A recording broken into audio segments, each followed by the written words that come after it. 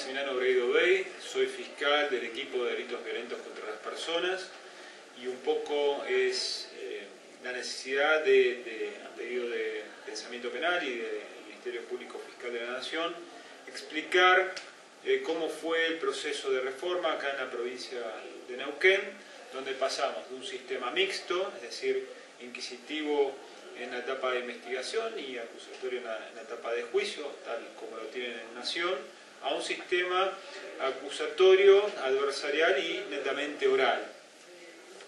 Específicamente el día 14 de enero del año 2014, la provincia de Neuquén puso en vigencia el nuevo Código Procesal Penal, donde pasamos de un sistema netamente escrito a un sistema oral, donde también ponían como eje de este sistema la solución del conflicto primario y donde se modificarían varias cuestiones esenciales de lo que era un sistema acusatorio normal o como el que tiene Provincia de Buenos Aires a un sistema netamente adversarial, que es totalmente distinto a un sistema acusatorio escrito que por ahí se ven en otras provincias como la provincia de Buenos Aires.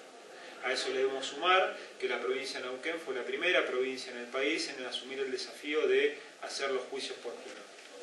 Pero antes de hablar del 14 de enero del año 2014, que es el día 1, ya hace un año que arrancamos con esta implementación de la reforma procesal, hay que empezar a hacer un camino, un recorrido de cómo se llega al 14 de enero. Porque una cuestión es empezar con una reforma y otra cuestión muy distinta es prepararse para el día 0.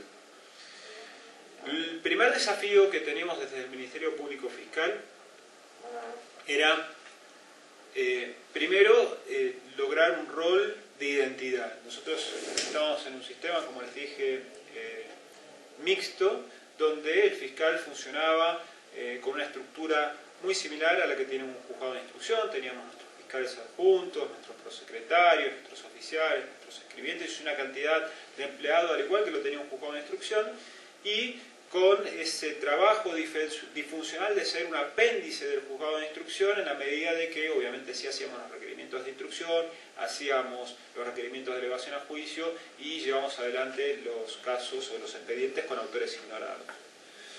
El eje el carácter distintivo del sistema acusatorio es que el eje de la investigación solamente iba a pasar por el Ministerio Público Fiscal y lo primero que teníamos que ver es cómo íbamos a armar una estructura desde el Ministerio Público Fiscal, primero para absorber la transición de un sistema viejo a un sistema moderno, adversarial y oral, y segundo para prepararnos para absorber los casos nuevos y qué trámite le íbamos a dar con una nueva lógica que era el sistema de audiencias y no el sistema de expedientes.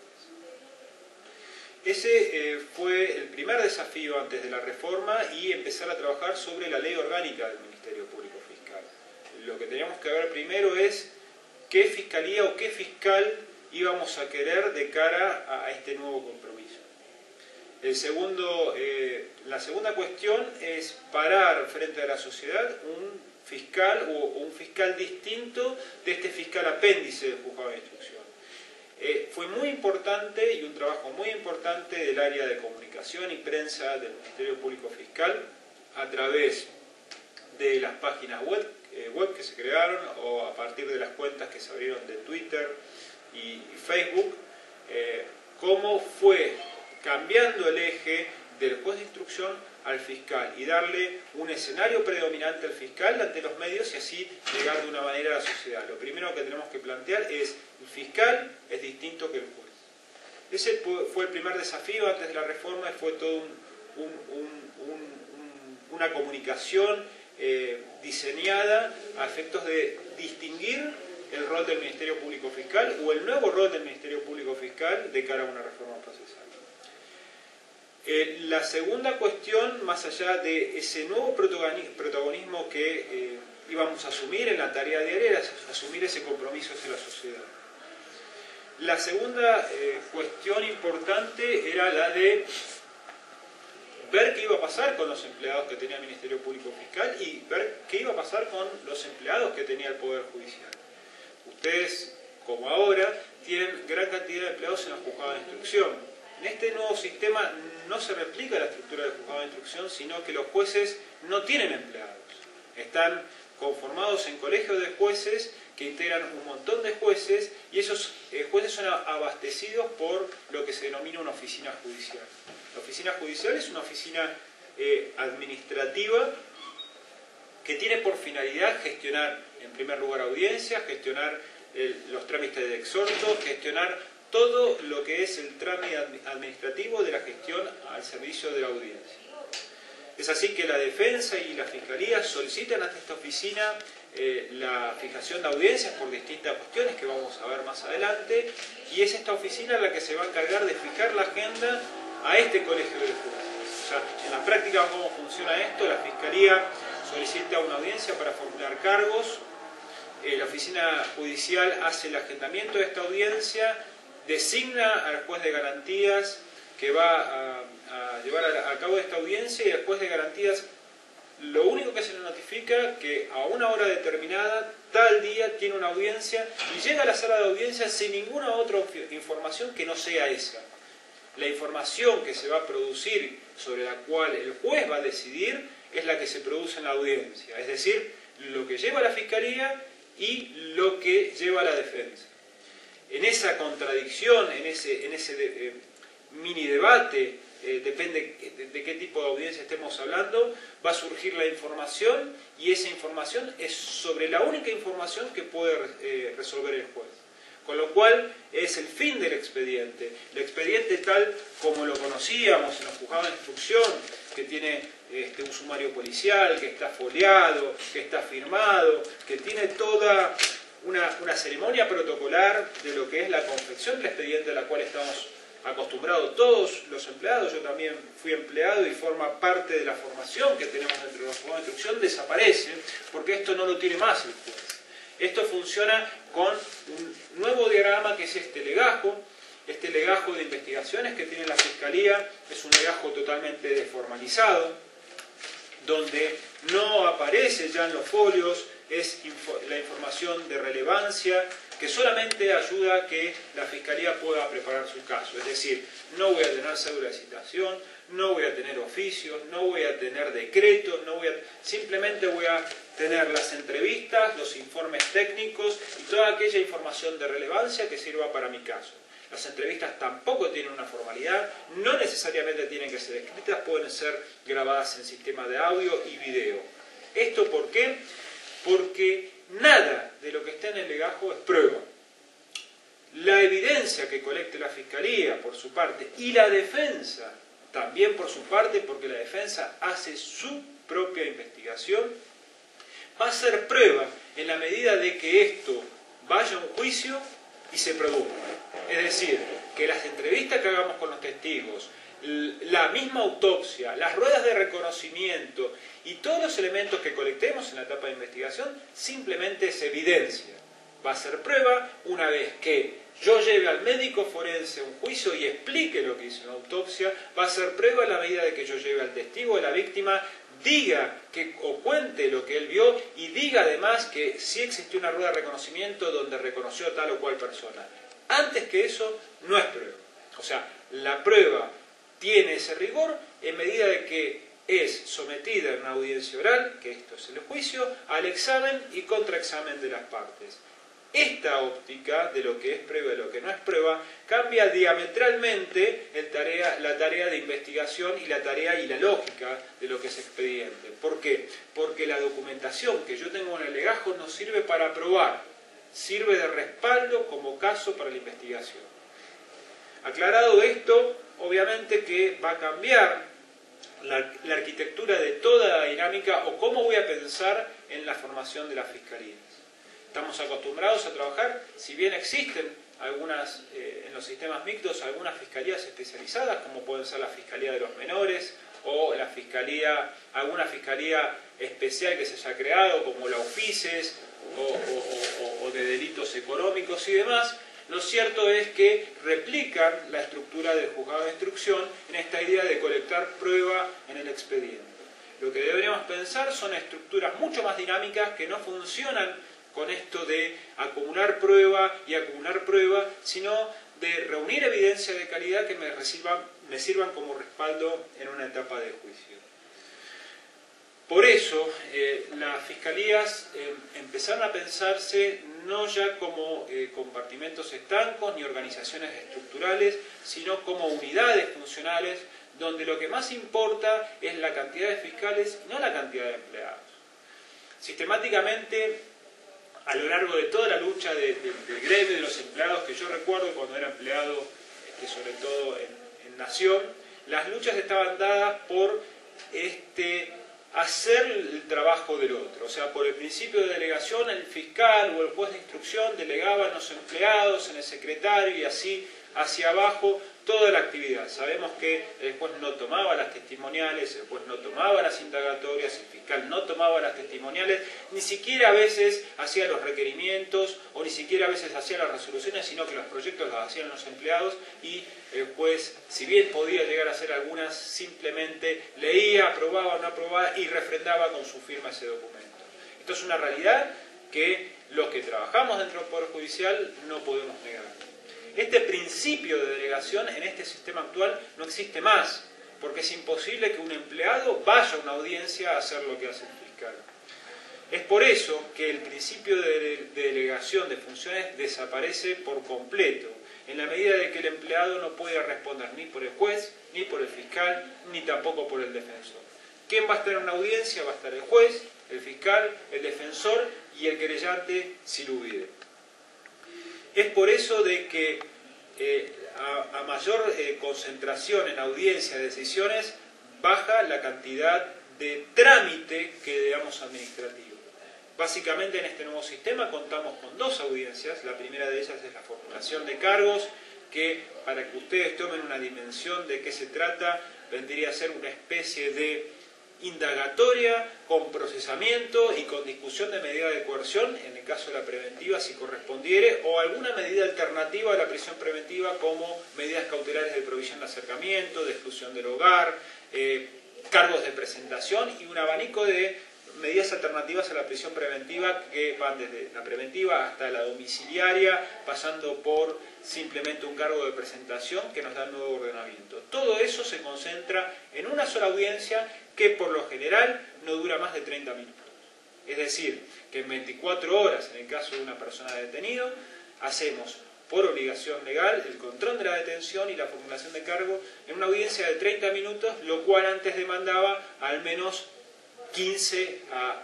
de 10 a 15 días, depende de los códigos procesales, pero lo que daba desde la detención indagatoria y la resolución de procesamiento o prisión preventiva si correspondía. Esta es la primera audiencia central, no es la más importante, pero es la que le da inicio a la investigación preliminar. Luego de eso la Fiscalía tiene 4 meses, plazo que puede llegar a ser reducido en el caso de pedir medida de coerción, porque la prisión preventiva, que como ya veremos se funda en el riesgo procesal de entorpecimiento de la investigación o el peligro de fuga, es establecida por un plazo que debe ser el plazo, en el caso del peligro de fuga, que la Fiscalía estima que puede llegar a una etapa de juicio. Es por eso que también a veces el plazo de la investigación, que es 4, se acorta porque el juez pone en cabeza de la Fiscalía la responsabilidad de terminar rápido la investigación. Y estamos hablando del momento de la comisión del hecho a un juicio de un plazo no mayor a los 4 o 3 meses entre la comisión del hecho y el debate propiamente dicho. Antes de eso hay una segunda audiencia, que es la segunda y más importante audiencia previa al juicio que tiene este sistema, que es la audiencia de control de acusación. ¿Qué va a pasar en esta audiencia de control de acusación? Lo más importante, ahí primero se da por finalizada la investigación, la Fiscalía va a presentar nuevamente su caso ya pulido, va a presentar la calificación que va a adoptar para ese caso, se va a discutir sobre la calificación y va a presentar ya los testigos o la evidencia que tenga ya para producir el juicio. La defensa por su parte va a hacer lo mismo, va a presentar sus testigos y ahí se va a discutir la pertinencia de esta evidencia para ser producida en juicio. Claramente, el testigo que no es pertinente para el caso en concreto, lo que se llamaban testigos de abono, no va a entrar en la etapa de juicio. Es importante esta audiencia también porque vamos a fijar a partir de la calificación qué competencia va a tener. O sea, si va a ser un tribunal unipersonal en las causas correccionales, que son muy pocas, ya voy a hablar por qué. Si va a ser un tribunal integrado por 3 jueces, o si vamos a pedir más de 15 años y vamos a solicitar juicio por jurados. No voy a hablar de juicio por jurados específicamente porque no es un tema que hoy Nación esté discutiendo. Es un tema trascendente para Neuquén, pero me parece que no es trascendente para esta primera aproximación que tengo con ustedes. Sí es importante que sepan que esta nueva estructura de audiencia demanda una nueva estructura en la formación de las fiscalías y en la formación de los empleados que vamos a tener. Y a eso me voy a remitir. ¿Cómo empezamos con los empleados del sistema mixto a adaptarlos a un sistema que es de corte adversarial? Lo primero que hizo la Escuela de Capacitación, más allá que estuvo a cargo de Leticia de Lorenzo, de dar varias capacitaciones a fiscales, a jueces, a defensores e incluso a empleados, es hacer una encuesta. La encuesta fue dirigida a los empleados y tenía como función establecer, primero, a dónde querían ir los empleados. Es decir, si querían ir a una oficina judicial, donde iban a hacer un trabajo netamente administrativo, si querían ir al Ministerio Público de la Defensa o si querían ir a la Fiscalía. Fueron los empleados que eligieron dónde querían ir. El segundo paso, ya una vez elegido si querían ir al Ministerio Público Fiscal, les preguntaban a qué fiscalía especializada querían ir.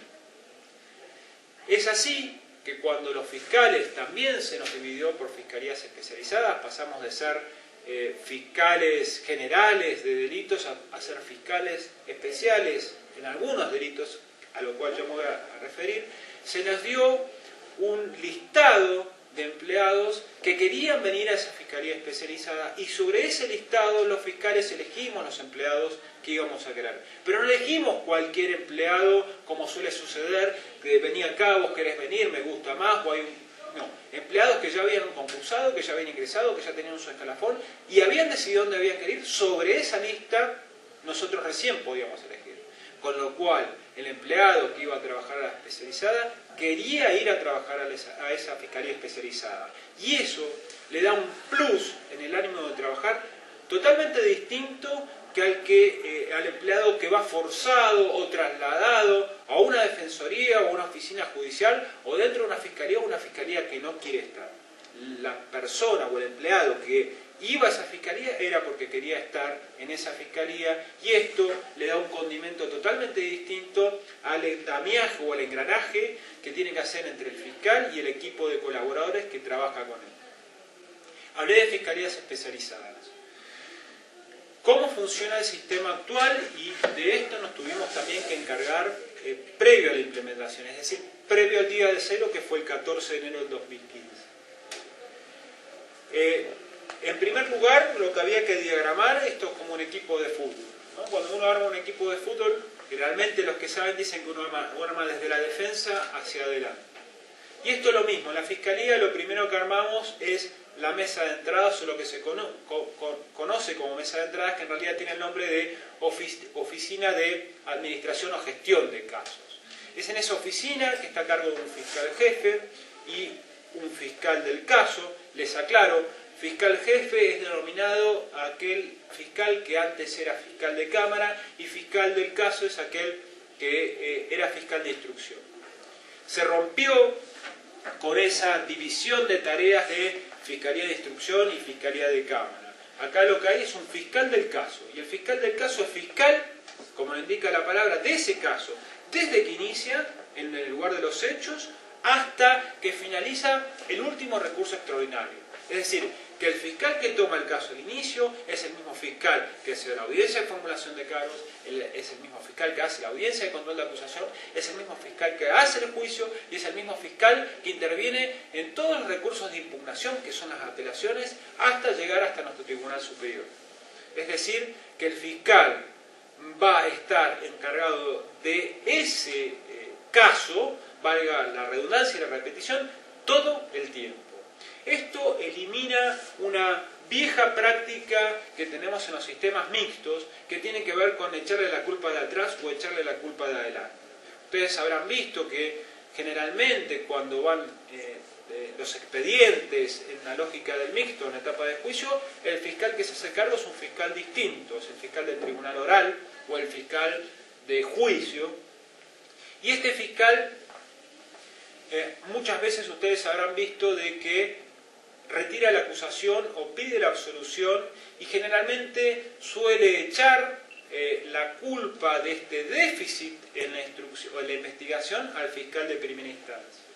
Y lo mismo pasa con el fiscal de primera instancia que eleva el expediente a juicio con el, bueno, yo ya hice mi trabajo, lo que falte ya es un problema del fiscal del juicio. En ese juego de tomar a vos, dámela a mí, o jugando el huevo podrido, lo cierto es que nadie es responsable y el fiscal del tribunal oral le echa la culpa al déficit en la investigación y el fiscal de investigación dice yo hice mi trabajo bien, esto fue un déficit del tribunal de juicio que no sostuvo el expediente que yo había armado.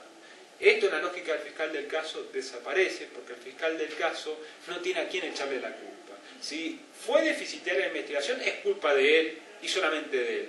Y a ningún fiscal del caso se le va a ocurrir llevar un caso a juicio que no es sólido y en la medida de que no crea que va a tener una posibilidad de éxito. Esto es decir, ningún fiscal del caso va a ir, salvo que en el debate nos encontremos con una sorpresa mayúscula y rara, no va a ir a retirar la acusación ni va a pedir la absolución. Porque el fiscal ha decidido que ese caso va a ir a juicio. Y eso no lo ha decidido el día del juicio, sino que lo ha decidido en la audiencia de control de acusación del 168. Si el fiscal cree que no tiene un caso sólido, que no va a sobrellevar la duda razonable, directamente no va a ir a juicio y va a buscar para ese caso una salida alternativa que ya vamos a ver cuáles son. Pero está claro que la lógica del fiscal del caso tiene que ver con una idea de éxito en la etapa de juicio. Les decía yo que hay una mesa de ingreso. En esa mesa de ingreso, que está a cargo de un fiscal jefe y de un fiscal del caso, hay varios empleados que trabajan en esa fiscalía y lo que van a hacer es, en primer lugar, lo que se denomina el ingreso y clasificación de los legajos que vienen o de comisaría o en denuncias que llegan directamente a la fiscalía. Esa fiscalía de gestión de casos tiene un doble turno, mañana y tarde, es decir, que está durante la mañana y durante la tarde en condiciones de recibir las denuncias. En esa recepción de denuncia se hace lo que es la derivación inteligente del caso. Es decir, cuando claramente se ve que lo que está denunciando la persona no tiene que ver con el derecho penal y tiene que ver con un reclamo civil o un reclamo de defensa del consumidor, se le va a explicar en ese momento a la persona que está haciendo la denuncia que ese caso se va a archivar y que se va a derivar a la oficina correspondiente. Pero no tardamos mucho en hacer un archivo, el archivo se hace directamente en esa oficina de gestión de casos. Esa oficina de gestión de casos también va a ser la derivación a los distintos órganos que tiene el Ministerio Público Fiscal. El Ministerio Público Fiscal cuenta, además, a partir de la reforma procesal, con una oficina de mediación penal. Entonces, ya la oficina de gestión de casos, que está integrada, como les dije, por empleados, va a hacer un análisis del caso y va a ver qué caso es mediable, qué caso no es mediable, y si es mediable, automáticamente ese caso lo va a derivar a la oficina de mediación. Hay un protocolo creado por la misma oficina de mediación que ya les informa a la oficina de gestión cuáles son los casos mediables y no, más allá de que hay que hacer un estudio caso por caso. La otra novedad que tiene el sistema procesal son los criterios de oportunidad. Los criterios de oportunidad los podemos dividir o organizar de varios tipos. Están los criterios de oportunidad que tienen que ver con la política criminal del Ministerio Público Fiscal, en lo que es la aplicación de la pena natural y lo que son los delitos de bagatela, donde directamente la Fiscalía o el Ministerio Público Fiscal dice por política criminal, estos casos no los vamos a investigar y directamente desestima el caso, sin más trámite, y lo hace en esa misma oficina de gestión de casos. ¿En qué casos los delitos de bagatela? En los casos que generalmente se suelen o se solían archivar o sobreseer en los juzgados de instrucción por insignificancia, y generalmente esos trámites tardaban entre 4 o 5 meses, previo llamado indagatoria, muchas veces, bueno, esto se hace automáticamente recibido y no se gasta ese tiempo valioso. Después la pena natural se aplica en esos casos cuando la pena sufrida por el mismo imputado es mucho mayor o va a ser mucho mayor que la pena que le puede infligir el Estado. En el caso de los homicidios culposos, cuando tenemos un conductor imprudente a mando del volante y la víctima fatal es su hija, su hijo o su esposa, y claramente esa muerte es una pena mucho más dura de la que le puede dar el Estado, inmediatamente la Fiscalía tiene como política aplicar este criterio de oportunidad y de desistimiento en la aplicación de la pena natural. Por otra parte, tenemos los criterios de oportunidad que ya se aplican en las especializadas, que tienen que ver con los criterios de oportunidad estratégicos. Esto pasa cuando tengo una participación en un hecho grave que es menor y esa participación en realidad para mi caso no me interesa y me conviene mucho más tener a esa persona previo a negociación que hace el fiscal con ese semi-imputado y convertirlo en testigo. En base a esa negociación se aplica este criterio de oportunidad estratégico y cuando existe una participación menor, directamente la fiscal o el fiscal dice que no va a acusar, lo sobresee y automáticamente lo convierte en testigo. Por eso es un criterio de oportunidad de carácter estratégico.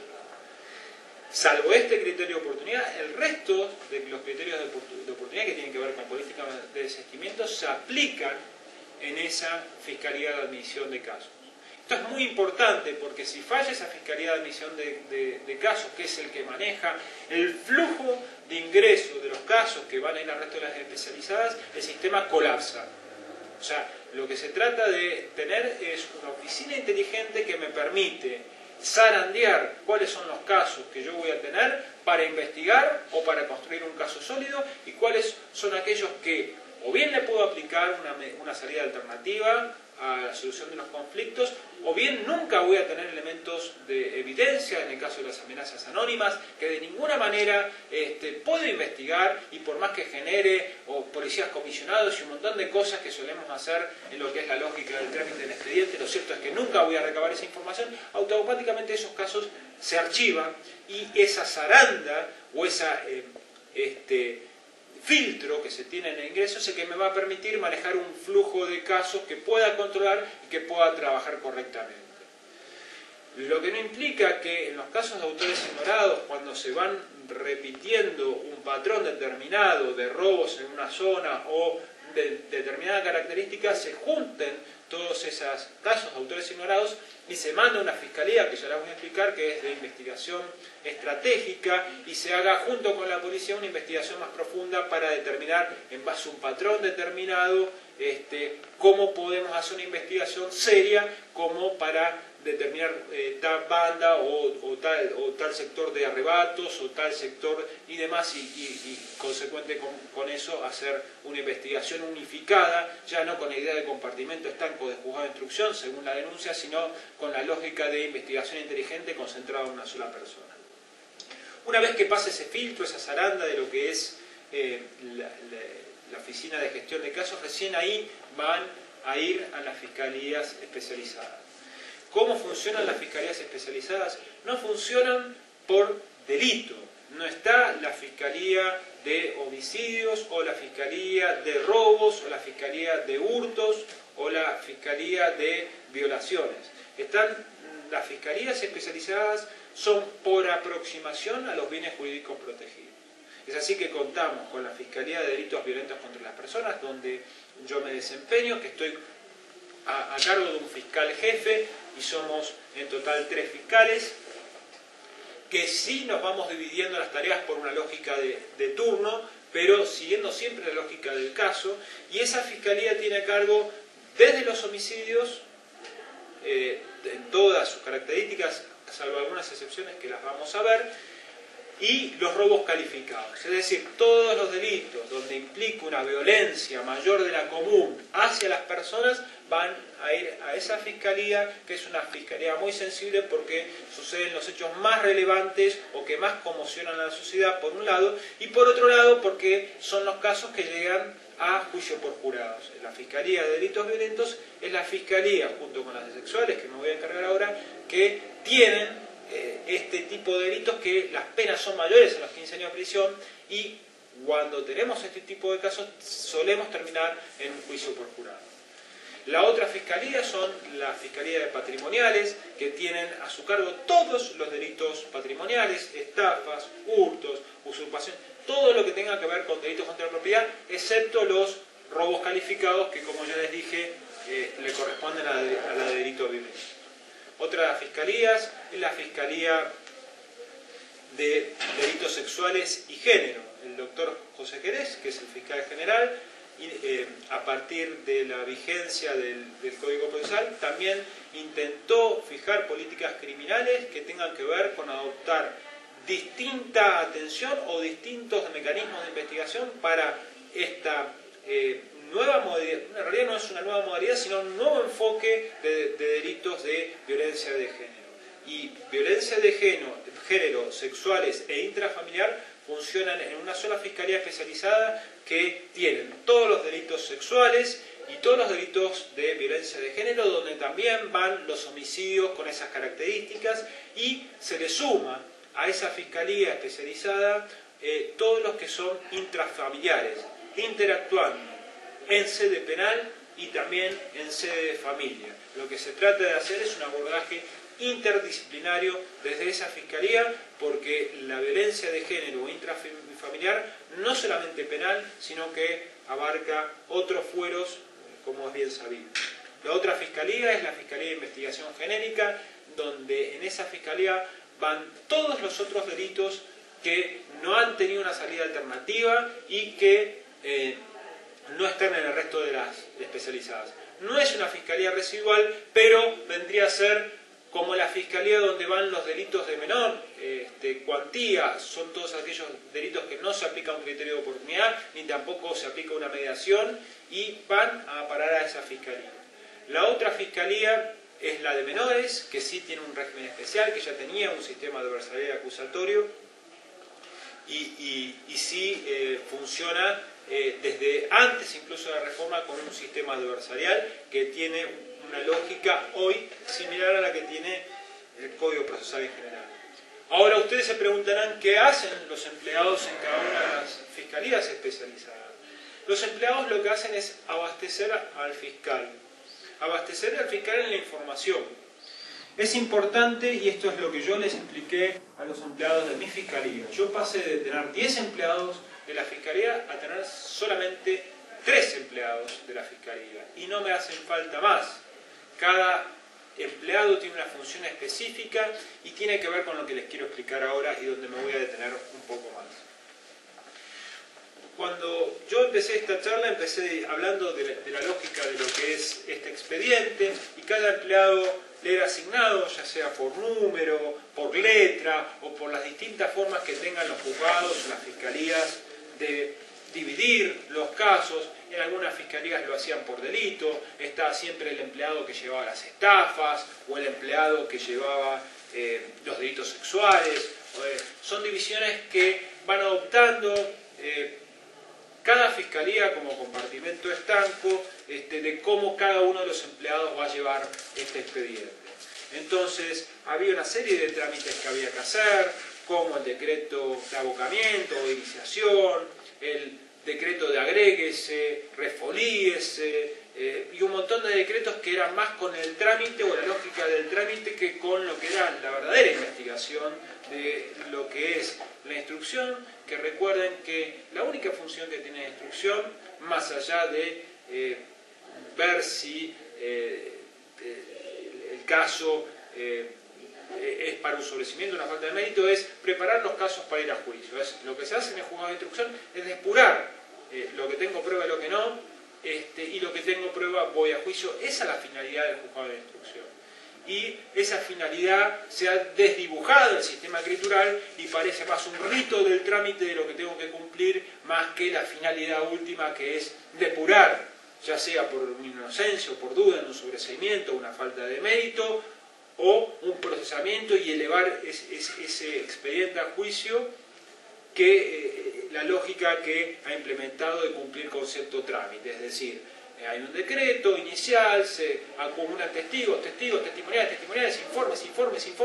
informes, llama una indagatoria, declara o no declara, me da lo mismo porque yo ya tengo el expediente construido, dicto el auto de procesamiento, espero la apelación y cuando vuelve simplemente corro vista a la fiscalía para que haga un requerimiento de elevación a juicio, se hace el requerimiento de elevación a juicio y el problema ya es de otro. Esa es la lógica del trámite que tiene el expediente. Y el empleado que hacía es cumplir con este rito del trámite que va desde todas estas declaraciones testimoniales donde el juez y el fiscal no estuvieron, donde ustedes prácticamente fueron jueces o fiscales de este expediente, contestando con decretos, requerimientos de elevación y demás. Todo eso cargaba en cabeza del empleado y además tenían el sacrosanto sacramento de la custodia del expediente, de que vaya uno, si se le perdía una foja o refoleaba mal el sumario que se comía, como si eso fuera un pecado gravísimo.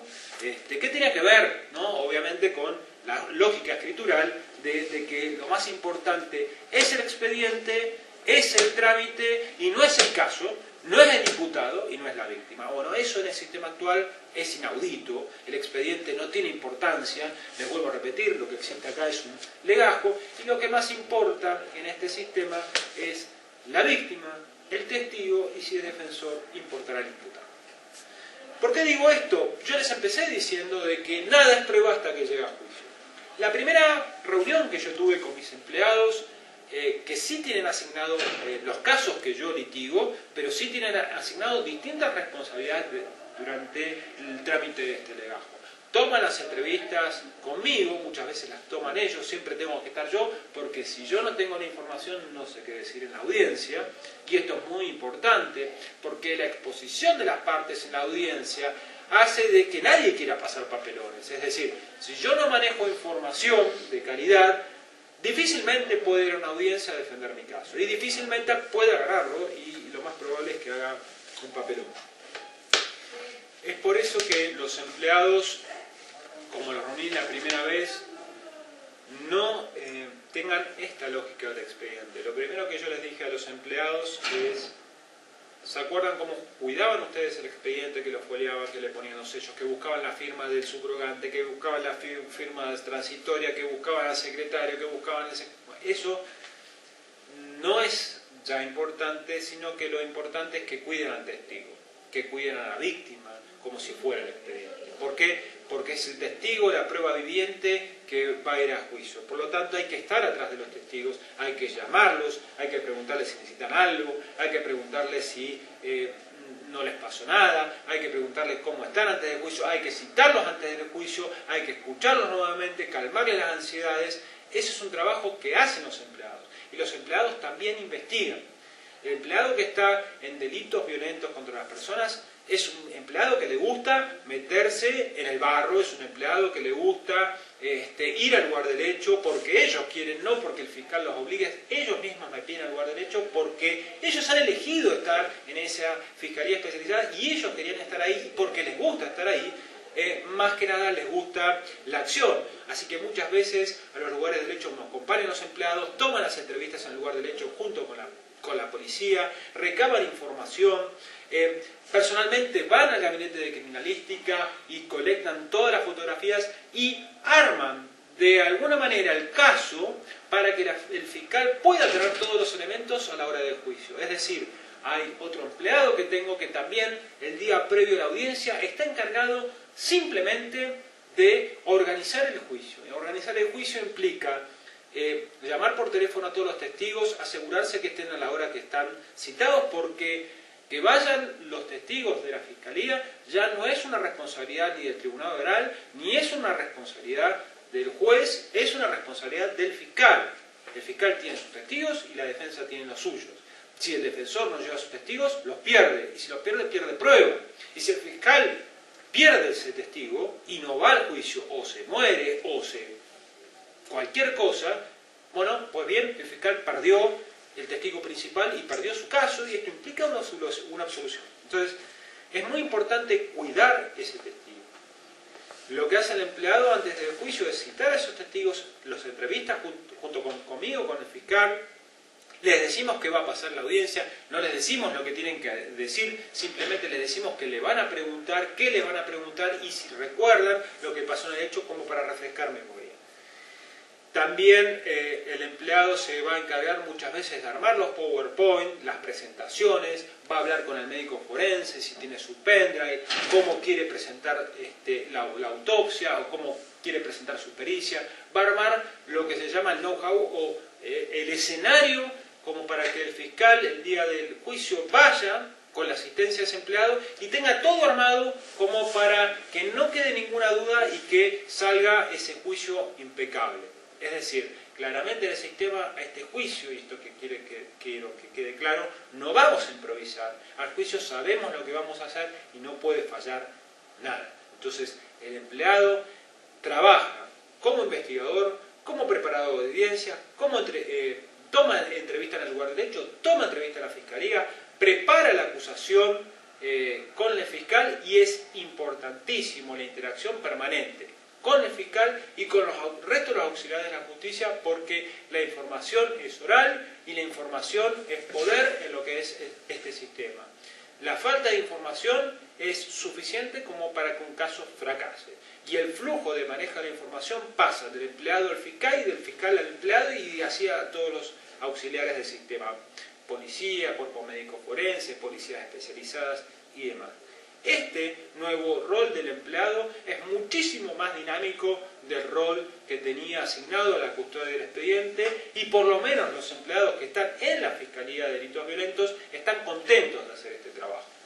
Obviamente que la Fiscalía que tenga que ver con otro tipo de delitos como patrimoniales tienen un trabajo de mucha más elaboración intelectual en lo que tiene que ver estafas, si bien tienen la misma lógica, tienen otro tipo de acopio de informes, de charlas con contadores, porque cada fiscalía tiene disciplinas distintas.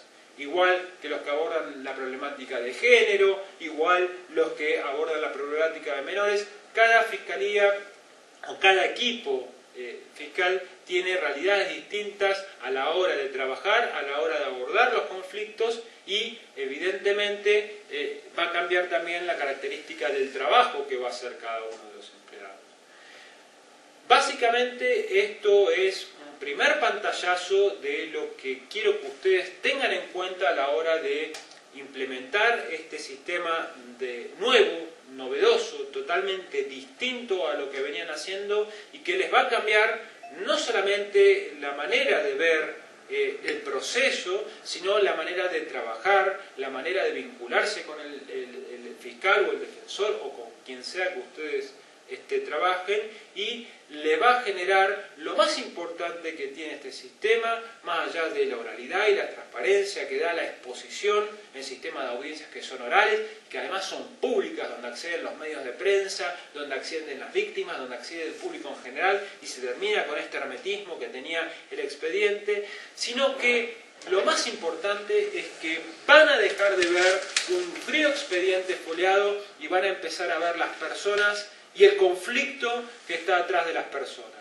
Eso genera un compromiso desde el fiscal hasta el último empleado totalmente distinto al compromiso que se venía teniendo hasta ahora con el trámite del expediente. Espero un poco haberlos introducido en el tema y que les sirva esta breve explicación para que ustedes puedan tener un panorama y una visión general de lo que implica este cambio de paradigma, que además repercute directamente en cómo va a ser el trabajo de ustedes de ahora en adelante. Les agradezco mucho y quedo como siempre a disposición de ustedes.